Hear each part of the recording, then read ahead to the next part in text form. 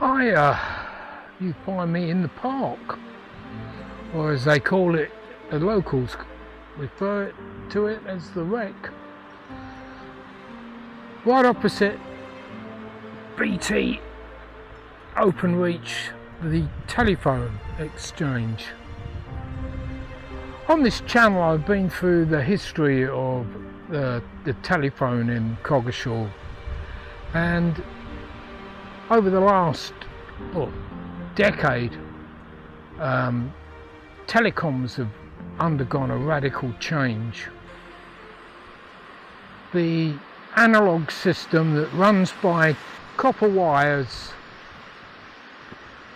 the old copper wire system, is no more to be seen.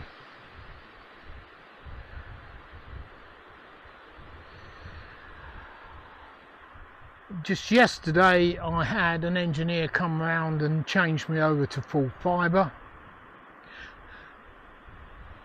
and put in an overhead optical cable running from a green box to my house. Now for the last 3 years or so I've been receiving fibre, but only up to the green box across the road from me. From there it used to travel by copper cable to my house. And watching the update going on and what they had to do got me thinking about history, about the history of telecoms.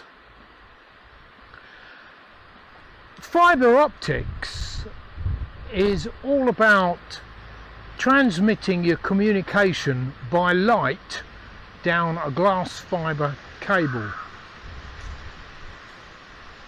It's not a new thing. It isn't new.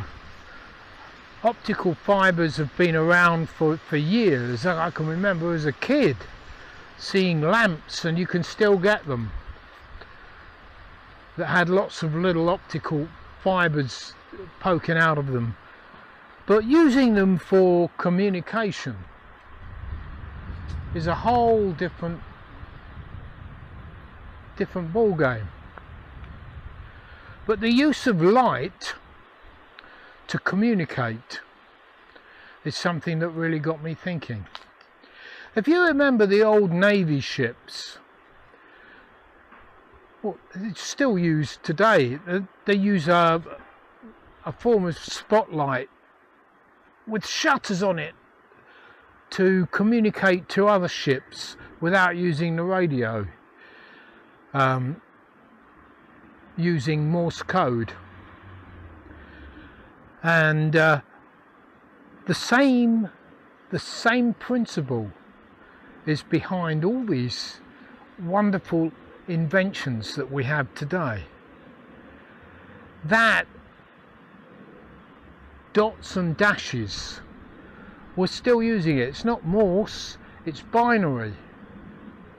And binary is transmitted down an optical fibre cable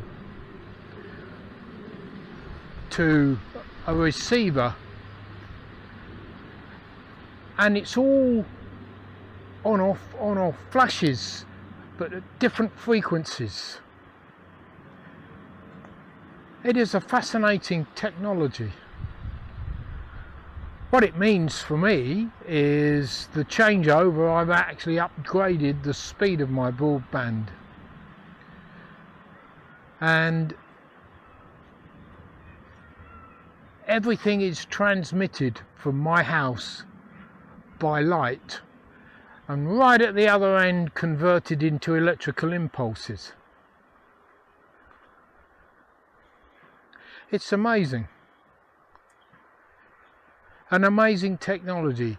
But there are photographs in Coggeshall of the rise of telecoms, where we see the telegraph poles of old, and many of you will remember the first telephone in your house, the old dial-up with a finger dial. and the fact that you could actually dial just by tapping the the little buttons on the top that press down when you replace the receiver. You can tap that, and if you're clever, we used to be clever as kids, and we could dial numbers using that system, like Morse code. If you just bear with me. There we are. I just got interrupted by a mobile phone. It was Jeff Kellison who got me thinking about satellites. He was talking about in America where he drives, all his radio is received by satellite everywhere you go, and you can get any station you want. Whereas in this country, in your car, you're not receiving from satellites. It's a DAB, isn't it? It's digital, but it's a digital radio signal. The technology behind all this is fascinating. But do you know, when you think about satellites, do you know how many there are orbiting the Earth, and how much of a problem that is slowly creating? Not just getting up there to repair satellites, but also what you do with the satellites when they're actually damaged. There's so much junk up there at the moment. When you look at a picture of what it actually looks like, you'll begin to wonder, you know, if we carry on the way we are, we'll make space travel the most dangerous thing, just leaving the Earth, because of all this stuff that's floating around our planet. Optical fibres. Back in the olden times, they used to transmit messages by lighting beacons, albeit simple and basic, but beacons on the hill used to alert of oncoming enemies, alerting people of the Viking attacks and stuff like that. And we still light beacons in this day and age, but albeit for ceremonial purposes. But communication by light. Sailors are told to stay away from an area at sea when they see the light of a lighthouse. Even that technology now is on the way out. A lot of lighthouses are now automatic, and how long before the lights themselves will go out and it'll be a radio beam. But you do need light. These radio masts need light to communicate to pilots to steer away from tall radio masts. Tall buildings have lights to warn aircraft that they're coming into a tall building. We still require light for communication.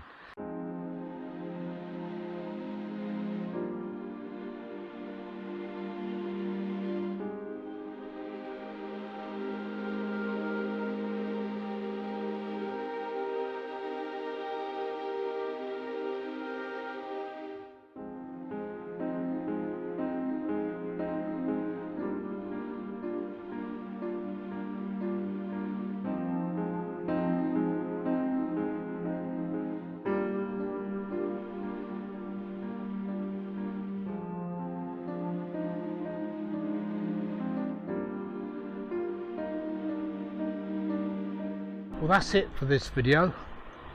If you enjoyed the video, please do the usual. It's my birthday next week, and I don't know what's in store for me, my 70th birthday, so I'm not too sure whether or not there will be a video out next week, but stay tuned, and I'll see you in another video. Stay safe.